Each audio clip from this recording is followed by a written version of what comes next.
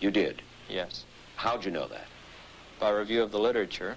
So you told your superiors, the men in charge of the swine flu immunization program, about the possibility of neurological disorders? Absolutely.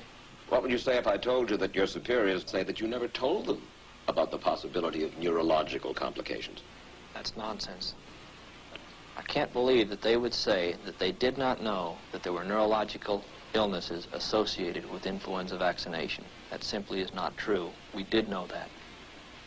I've said that Dr. Hatwick had never told me of his feelings on this subject. Then he's lying. I guess you would have to make that assumption. Then why does this report from your own agency, dated July 1976, list neurological complications as a possibility? I think the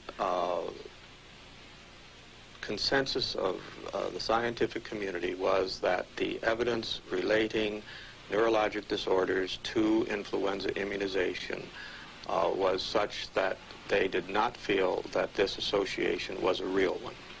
You didn't feel it was necessary to tell the people that information? I think that over the years we have tried to inform the American people as fully as possible.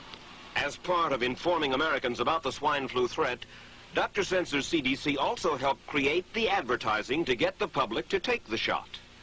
Let me read to you from one of your own agency's memos planning the campaign to urge Americans to take the shot.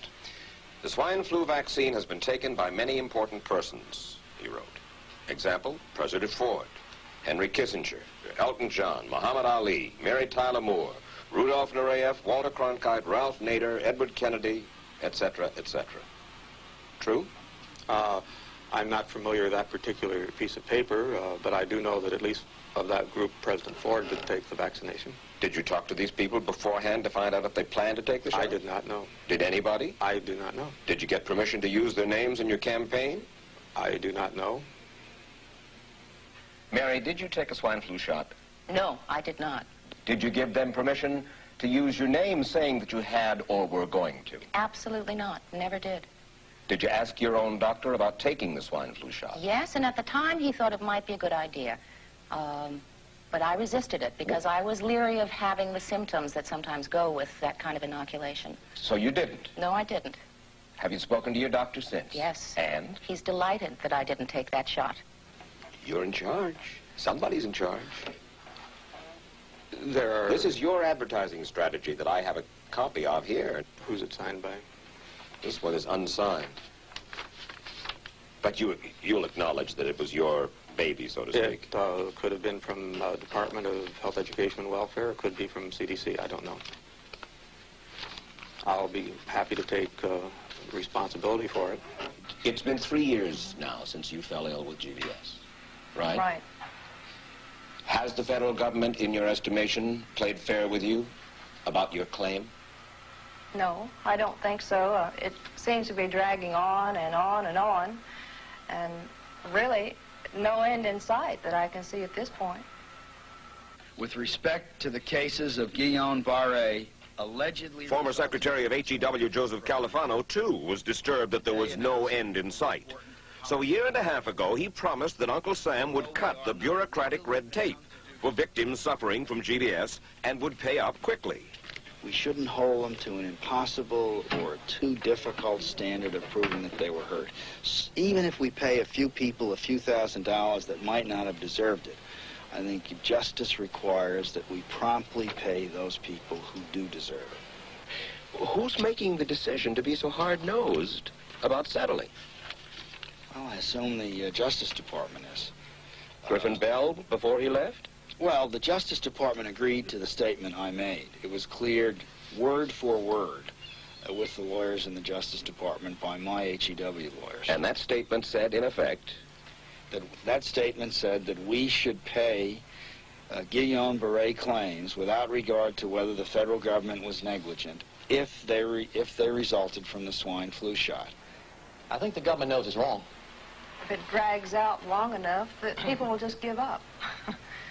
Let it go. I am a little more adamant in my thoughts than my wife is, because I told Judy to take the shot. She wasn't going to take it, and she never had shots. And I'm mad with my government because they knew the facts.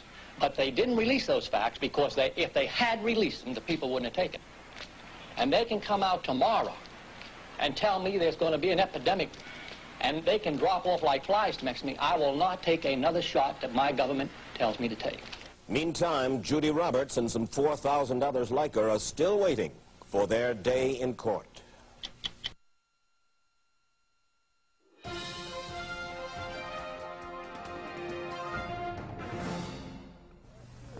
I don't need another flu shot. I had a flu shot last year. A swine flu epidemic may be coming. Swine flu shot?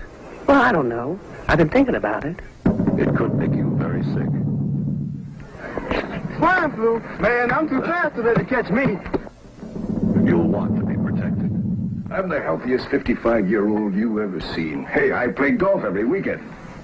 Get a shot of protection. The swine flu shot. Joe brought it home from the office. He gave it to Betty and one of his kids and to Betty's mother. But Betty's mother went back to California the next day. On her way to the airport, she gave it to a cab driver, a ticket agent, and one of the charming stewardesses. At school, Joe's kid gave it to some other kids, and Mrs. Merrill got it and gave it to her husband. In California, Betty's mother gave it to her best friend, Dottie. But Dottie had a heart condition and she died. But before she died, Dottie gave it to her girlfriend, the mailman, the paper boy, and the vet when she went to pick up her chihuahua. If a swine flu epidemic comes, this is how it could spread. You'll want to be protected, especially if you're elderly or chronically ill. Get a shot of protection, the swine flu shot.